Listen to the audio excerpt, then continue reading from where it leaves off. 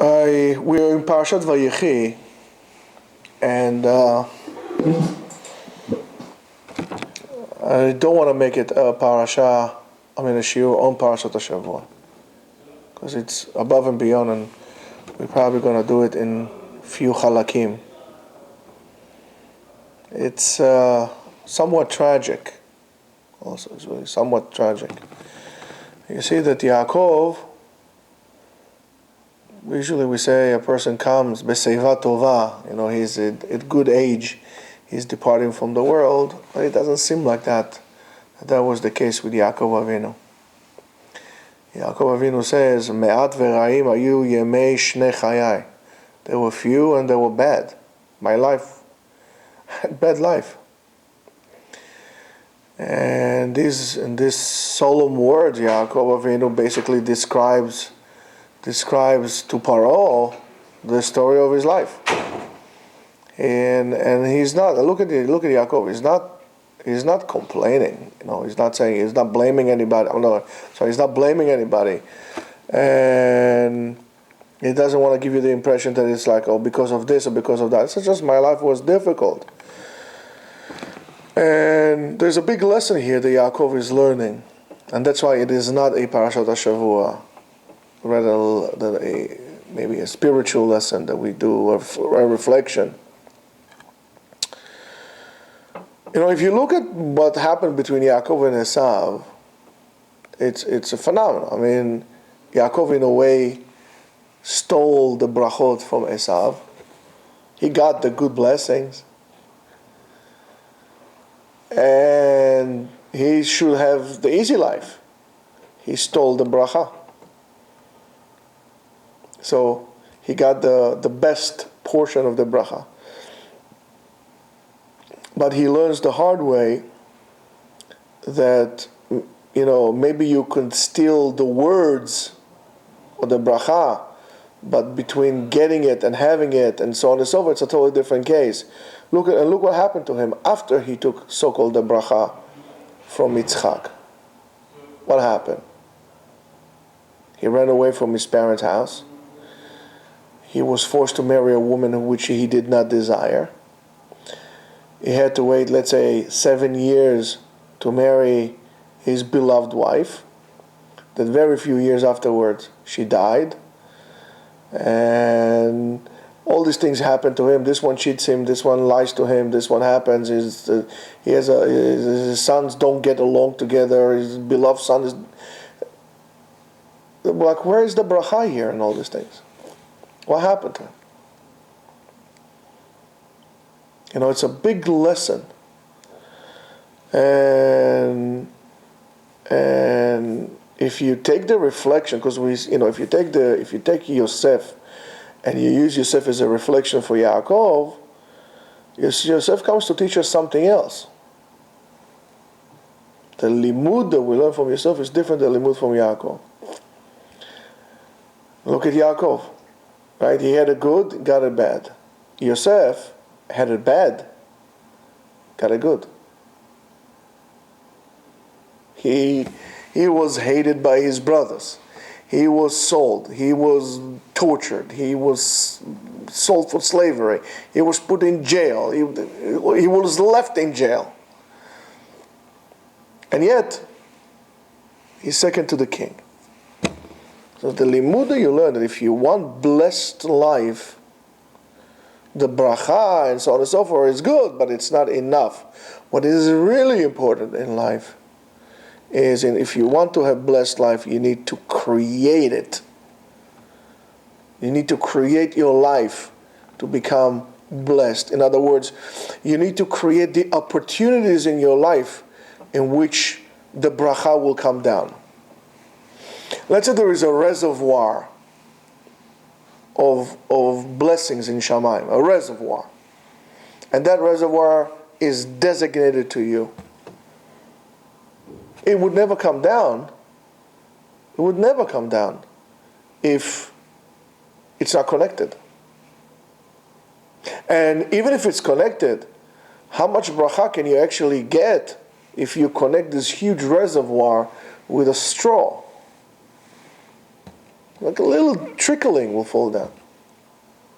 You need to create your life. The bracha in your life, it's not that you, kochi ve'otzem yadi, my power, my might, does it.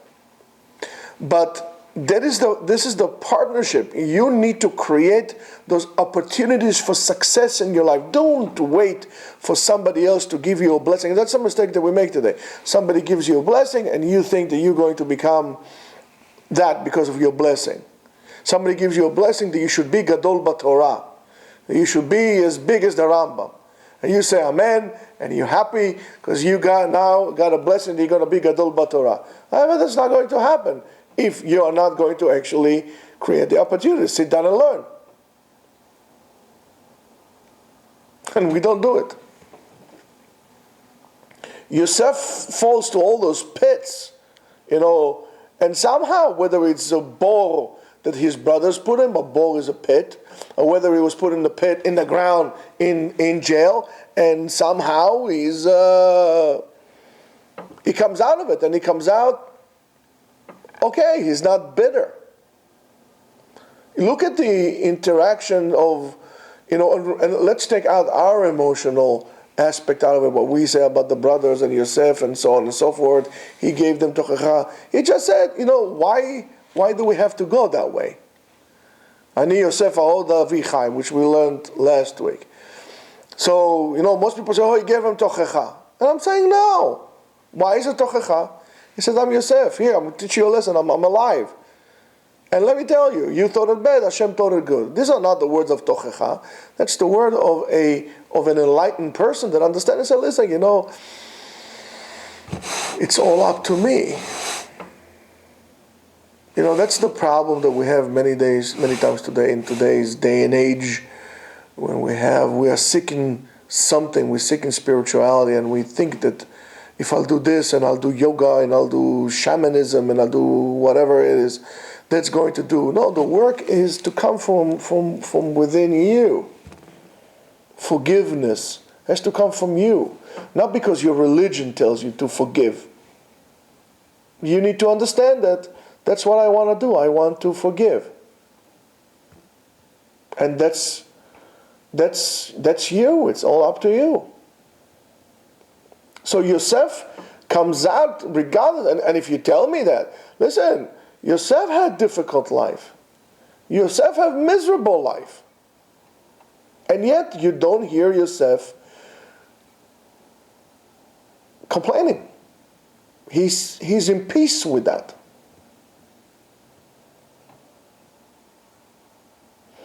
If you take the word Yosef, similar to lo rak Yosef, to add, but also mefuyas. Mefuyas means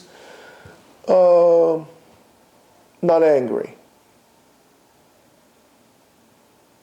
He comes out of those pits on the ground in peace with himself. That's what needed to be done. That's what needed to happen in order to bring me to this situation.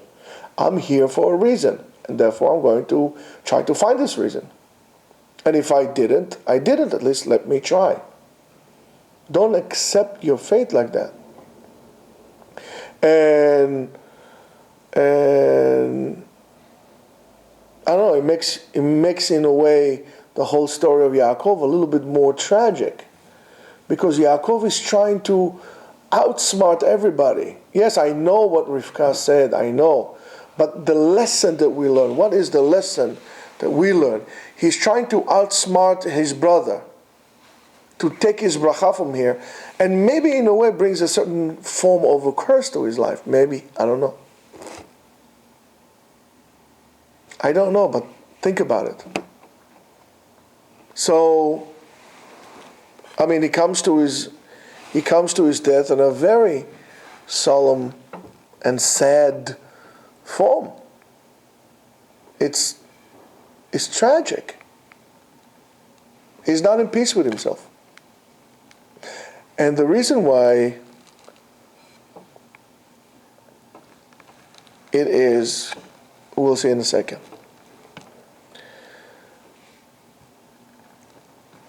Since the moment, even before the arrival of Yosef to this world. His whole atmosphere around him was somewhat of pain and misery and drama. His mother could not give birth. She was bearing. She wanted a child. She asked for a husband. The husband said, "What do you want from me? You pray." It wasn't like, it was hard. It was hard. And because of the relationship of Yaakov and Rachel and his great love to her, he became almost a burden to Yaakov. Because, God forbid, he's the only child that he has from her that he loves, besides Binyamin. But he was the first one. So it is a tremendous responsibility. And because of that, as we said, maybe became a little bit of insensitive to the parental needs that he needed to provide his other children over Yosef, because it says, the Pasuk says that Yaakov loved Yosef more than anybody else. That's what it says. Yaakov did not see how difficult and painful it was for his other children, his great affection to Yosef. And even more so, what is really tragic is the almost complete blindness of Yaakov in regards to the death of Yosef.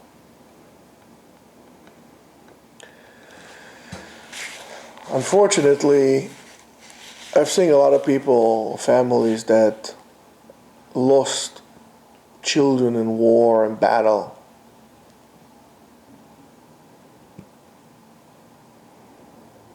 Or missing in action.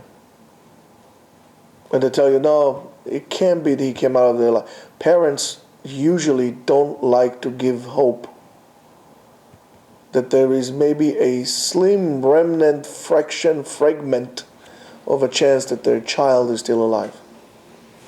Today in the Israeli army, in order to prevent body trading by the Palestinian terrorists, when they negotiate on human parts and human bodies, almost immediately, if they can find any kind of a clue for a fatal injury of the soldier, the army would announce them dead as a falling soldier to the parents, even though they didn't find a body or something like that. They did it twice in the Gaza campaign, the latest Gaza campaign, because they are barbarians. They would deal with bodies to do that. Because parents don't give hope. They don't give up hope. Look at the famous story of the soldiers that were lost in the Battle of Sultan Yaakov during the First Lebanon War. Zechariah Baumel and all those guys, and parents kept on looking for years for them, for any clue. Or on Arad, it's another famous case, that recently the army declared him dead, but he's not dead. I don't want to believe that he's dead. Maybe he died, but you don't give up hope until you know for sure he's dead. That's rule number one. We don't leave anybody behind. Here came the brothers, and they show Yosef, and they show Yaakov, Yosef's gown full with blood. And immediately he falls into this great despair. Instead of saying, "Oh my goodness, happened to my son. Oy vavoy. Come, show me the place in which you found it. Let's go on a search and rescue. I want to bring him to be buried." Something. Even if the only thing is left is a finger. Show me the place that you found it. Let's go. He needs to be buried. I can't leave him like this. The animal ate it all. All animals, whether they're lions or tigers or any of those big mammals, bears, which they used to have at the time there also. They don't just sit down and they have a meal like some people will eat a 32-ounce steak and they'll polish that down to the plate. They'll eat a little bit, they put it there, they'll let them, you would find something. If they would have brought him an item that would for sure signify or symbolize a death, for example, a torso or something. Okay, no, I found the gown, I find the torso, okay, no, so he's dead. But he never did. He never did that. He right away started mourning about it. Ki tarof turaf Yosef, chayach ha'ra chaltau. A bad animal ate him. And isn't that a tragedy? That at the end of his life, all of a sudden he realizes that he basically gave up his son, and his son was not dead. His son was not dead. Imagine now the father who coming to his son and said to him, I give up on you. Like they have a reunion. They have a reunion. TV cameras, there's that, reunion. The lost son is coming back home, or the father, or whatever it is, right? It's a big, you will see it on the news for weeks to come, and then you make it the event of the year, one of the most significant events of the year, this, that, and the other thing. Here is like, oh my goodness, I give up on him. Even if you didn't tell him, still, the feeling that you have to live with yourself, you have to live with something like that. And it's a huge dilemma. How do you deal, right? How do you deal with such a thing without a body? Why should I accept the guy the fact that he's dead? He's not dead, and all of a sudden you see him alive, and you accepted it. There was nothing, just clothing. How do you deal with such a thing? And Yaakov merited to see his son, but the son knew that his father gave up on him, and he didn't search after him. But look at the lesson of Yosef. Yosef is a person who is enlightened. He's in peace. And he has rachamim on his father. He doesn't complain. So I say, how come he didn't look for me? I never heard anything somebody's looking for Yosef. And he's okay with that, because he understands everything happens for a reason. But Yaakov could not live with that thought.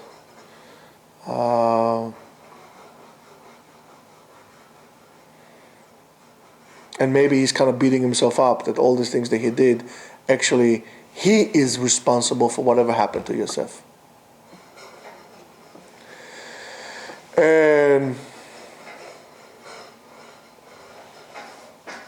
And it continues even further when Yaakov comes the brachot, gives the brachot to the sons of Yosef. Look how guilty he feels about it. And Yaakov says, Vayomer Yosef el aviv, banayem asher natan li Elohim bezeh, Vayomer kachem na elai va'avachem. Right? He said, these are the sons in which Hashem gave me. And he says, bring them to me and I'll bless them. Ve'inei Yisrael kavdu mizok. And his eyes are he can't see well because he's old. Ve'lo yochal lirot, ve'igash otam elav, and he can't see, and he brings them to them. Va'yishak lahem, va'yichabek lahem, vayomer Yisrael el Yosef. Pay attention. Vayomer Yisrael el Yosef. Re'eh panecha lo pilalti. Now let's pay attention. מה זה ראה פניך לא פיללתי? והנה הראה אותי האלוהים, גם את זרעך, you hear God. He says, I didn't, let's see what pilalti is. Sounds familiar, like tefillah and tefillin. But here, I didn't, whatever, pilalti to you. And now HaKadosh Baruch Hu shows me, not only he shows you to me, he also shows me your children. ויוצא יוסף אותם מהם ברכה וישתחוו לאפיו ארצה. And then Yosef takes the children from the knees of Yaakov, and he bows down to him. Look at this at his unbelievable honesty of Yaakov. It says, maybe in a way he's also a little angry. He says he brings his children to him, and Yosef brings his children to Yaakov, since he asked him to be blessed. There comes the Saba, comes the grandfather, he gives him hugs, gives him kisses, maybe gives him a lollipop, I don't know, whatever he gave him at the time, maybe a little baklava. I have no idea what they were giving Mitzrayim. But at the moment that he's about to give them a bracha, there's a tremendous confession that he's confessing to Yosef. It says, and look, I mean, honestly, think about it. Like, how much resources does he need to find in himself to tell his son that he did not pilel him, and which is more amazing, that Yosef takes his children from Yaakov when he told them that. And Yaakov blesses the children, but maybe there is a little bit of anger. Look at this way. Yaakov comes and says, bring me your children. He brings the children. He sits them on the lap. And then Yaakov comes and tells Yosef, I said, listen, I didn't, and I'm going to explain to you in a second, Maze Pilalti. I wasn't mefalel to you. I did not expect to see you, and now not only I have you, I have your children. Yosef takes his children from his father's and he bows down to him. In a way, it's like the end of the story. He says, you know what, give me my kids back. I'm going back, goodbye. And he goes out. In a way, think about it. ויוציא את בניו מהם ברכיו, he took them out, וישתחו לאפיו ארצה, and he bows down to him. It's a very missed moment. I guess we're not going to do the Kabbalah today, part of it, but it's okay. Yaakov comes to bless the children, they're sitting on his lap, he has this monologue, he has this confession. Yosef tells the kids, come over here, bows down. It means, okay, I heard enough, thank you so much. I didn't realize that. Let's put it this way. I didn't realize this. Give me the kids, bye, see ya.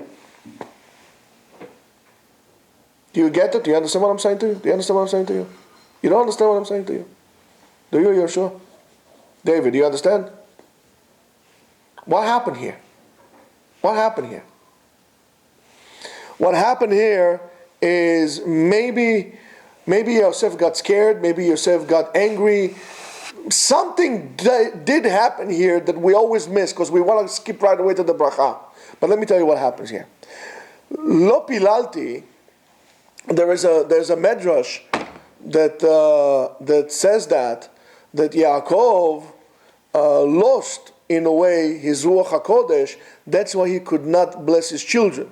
That momentarily loss of enlightenment, the ruach hakodesh, is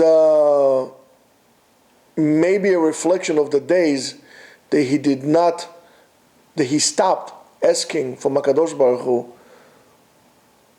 to pray or to help Yosef.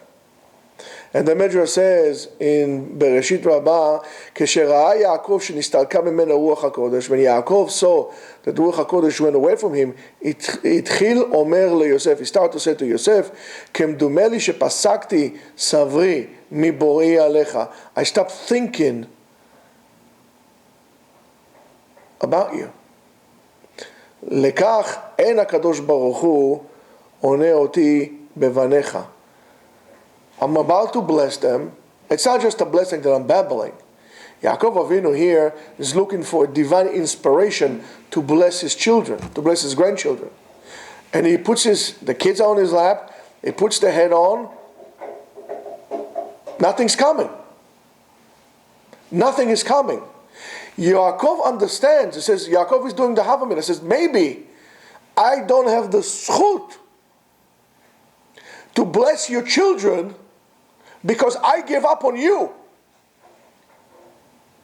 It's empty. I don't know what to say to you. You want just to say, שתזכה להיות גדול בתורה, בימות המשיח. I'm not saying there's not this kind of a bracha. It's a bracha that comes from above, and I'm empty. And you know what? I think it's because I give up on you. So therefore, how can I bless your children if I give up on you? I don't deserve these kids. Look, I mean, it makes you want to cry. It's so sad. It's so sad. It's unbelievable, these people. It says, that's why it says, ראה פניך לא פיללתי. לא פיללתי, לא נתפללתי עליך, לפני המקום שאראך. I did not pray for HaKadosh Baruch Hu to see you. ריבונו של עולם, please bring me my son. I didn't even say, why did you take him away? It was nothing. He sunk into in his mourning. He didn't pray anymore. In a way, he says, אני עשיתי שלא כהוגן. I didn't do the right thing. והקדוש ברוך הוא גמל עליי כמה חסדים והמליכך על מצרים. And הקדוש ברוך הוא did chesed with me. He made you a king over Egypt. But I didn't pray for you. ולא די שהראני אותך. And not only did he revealed yourself to me, הראני גם זרעך. He showed me your children. לכך אין לי פתחון פה לבקש רחמים. I have nothing to say. I mean, what a person am I? I mean, it is so sad. It is so bad. And if we see exactly what is the word palal, right, so we could see, is falal, lefalel is לחשוב, to think. התפללתי, I prayed, I thought, I prayed. Or, באתי בפלילים עם אלוקים. מה זה פלילים? In other words, I demanded from HaKadosh Baruch Hu to bring you to me. And some people say that tefillah is like plila. And this is the same thing. In true prayer, there is a place, when you're praying from the bottom of your heart, you're not allowed to say anything to HaKadosh Baruch Hu.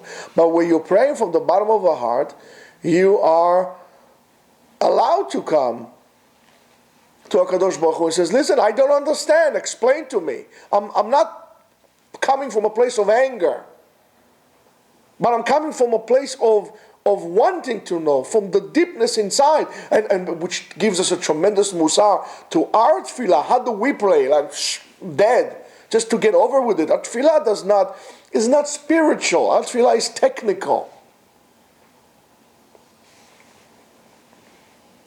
Maybe we're religious, but we're not spiritual. You know, which is fascinating. It's fascinating because if you think about it, I have something in my back. If you think about it, it's fascinating. Why? Because the United States of America is maybe one of the most, if not the most religious country in the world, with religious freedom. I mean, it is really deep-rooted within the essence of the American experience, religion. So much it allows you to do any religion. And no person is allowed to come to another person and say, you know, either do it my way or you're dead, like it happened in Europe and America. Religion is heavy. However, it's completely not spiritual. That's why we're looking for all these crazy things. So there's a difference between being religious and being spiritual. Yes, you cannot be spiritual without religion or religion without spirituality. You need to combine them together. We have the tools, we just don't use them appropriately. We concentrate on things the wrong way. We emphasize the wrong way. And we don't come from a point of discussion with... Look at Avraham Avinu. Avraham Avinu comes from a place of true caring about the people. That's why he can bargain with God. So, excuse me, maybe they're 50, maybe they're 40, maybe they're 45, maybe they're 30, maybe 35. I mean, you know, when he talks about stuff, maybe not that order, but you get the idea. He really is concerned. He's really concerned. I say, how can you do this? He comes not because he wants to, okay, you know, has a nice brownie point. It's like people who give tochecha. When you give tochecha to someone, let's say somebody comes to you, argument's sake, confessing to you that he is doing some things that are quite horrible. Okay? And he wants your help. I'm not saying killing people, but you can imagine. California style. Now he wants your help. Are you going to help him or you're not going to help him? Okay, let's say, for example, you are a completely anti-homosexuality, which I can absolutely understand. And it comes to you a guy who is a passionate homosexual, but he wants your help with whatever that is. Are you going to help him now, or you're not going to help him now? Are you going to take this opportunity to give him tochecha? And if yes, why? Did he ask for it? Are you giving tochecha to someone so you feel good? So you could say, oh man, I am so super religious? Why are you doing that? He asked you for help. He didn't ask you if I'm doing something right or wrong. Are you going to help a person like that? When you cannot help a person because you have, or if the only way you can help a person is coming along with all your agendas, you are not going to be able to help a person. When you help a person, whoever that will be. That's why it's a phenomenon to us that when they had the war or campaign in Gaza, right? People who were injured in Gaza were sent to Israeli hospitals to be taken care of. They never heard so in the history of the world. The mother of this Hamasnik, Yimach Shimo, I don't know, whatever his name is, the head of the Hamas, his mother is in the hospital while his son throwing rockets. And I never heard such a thing. But that's how Jews are. Or that's how Jews should be. There's a person that needs help, I'll help him. That's why a Jew can speak to God. Or at least has the ability to, I'm talking to you, I'm doing it from the bottom of my heart. So, when you pray in such a way, when you're coming from a place of emptiness, that is not emptiness that there's nothing there. Emptiness, there's nothing there in terms of your own personal issues. You're coming clean from that. You're coming straight from that. You could say to HaKadosh Baruch Hu, I am not accepting this din. Lo mekabel oto. Lo yachol liot. There was only one time that this was not accepted. Only one time.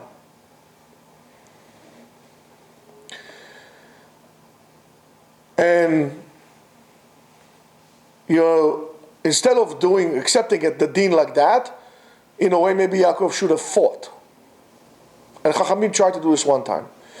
During the famous story of Asara Uge Malchut, the 10 martyrs of Chachamim killed by the Romans, they said, right? They sent Rabbi Ishmael behind the pagod. They had that's it. I heard that's it, right? And when they torture Rabbi Akiva to death, the Romans, the Malachim says, Zot Torah v'zot schara. This is the reward. So HaKadosh Baruch Hu said, shh, don't say otherwise. Ani machriv shamayim va'aretz. But that's the Malachim said. Maybe if the Chachamim would have said that, maybe it would have been different. I don't know. But that was the only case that says, but that's for the Malachim.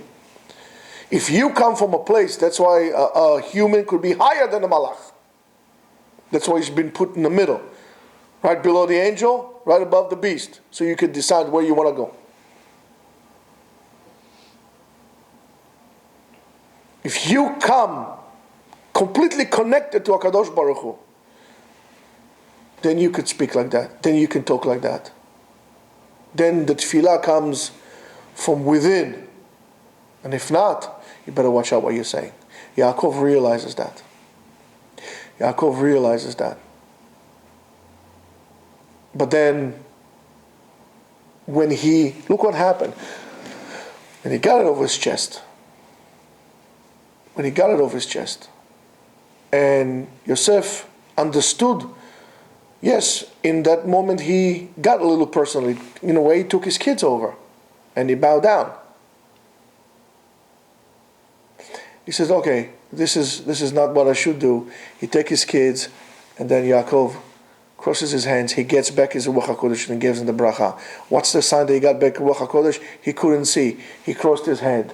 Yosef placed the kids the right way, right? The first one on the right, the smaller one on the left. Yaakov got his Ruach HaKodesh. He said, I don't need to see with my eyes. He crossed his hands.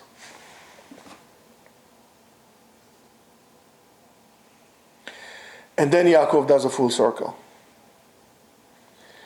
And Yaakov ask one of his wishes here is, he also brings a monologue to Yosef. He says, don't bury me here. I don't want to be buried here. And we'll get to it maybe next time, Bezrat Hashem. Don't bury me here. I don't want to be buried in Mitzrayim. And I don't want to be buried. You would think, now that I'm dead, at least finally let me be in my last rest place by my beloved wife. Don't bury me there. Bury me with my parents, with my fathers, with my forefathers. Because it's about time I do what I should do, not what I wanted to do. For the shlemut of Am Yisrael, I need to follow the path of my parents. So I want until the end. I love your mother more than anything, but I need to do what is right. It says, please bury me there. And that's a big statement. And then Yaakov folds his legs and he dies.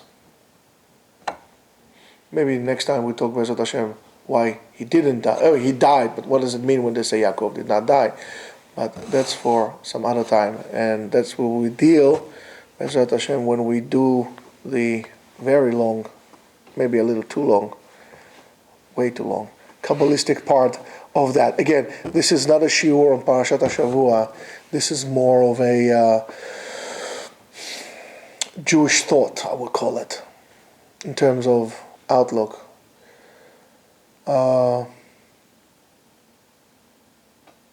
I would encourage you to,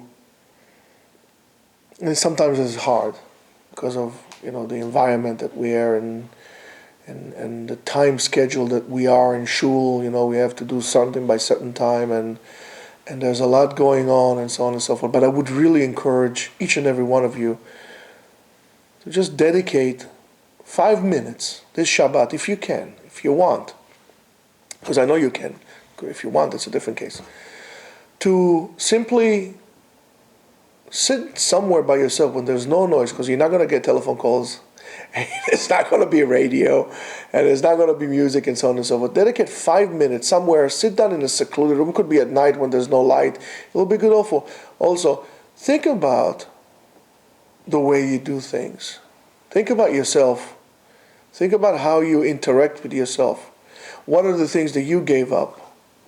What are the things that you should have done different? Reflect on yourself. And not a matter to self-torture yourself, but rather to be able to touch all these places that you don't want to touch. But these are the biggest obstacles that prevent you to go on your spiritual journey, which I haven't forgotten to still give you the shiur. Until then, I'll give you Shabbat Shalom. I wish you Shabbat Shalom. Bracha v'atzlacha. And HaKadosh Baruch Hu should shine His light on us and open our eyes and open our hearts to love, to cherish, and to crown Him as a king on all, al kol haaretz, melech al kol haaretz. Shabbat Shalom.